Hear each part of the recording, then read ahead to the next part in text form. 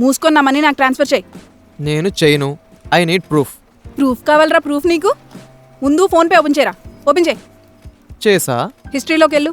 వెళ్ళా. అందులో 10K transfer చేసినట్టుంది కదా. ఉంది, అది మా ఫ్రెండ్ పంపించాడు. మీరు ఎందుకు అడుగుతున్నారు? కళ్ళు ఏమైనా కాకులు.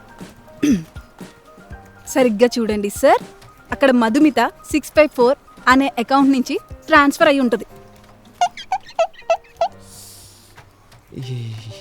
Yeah yeah now I got it.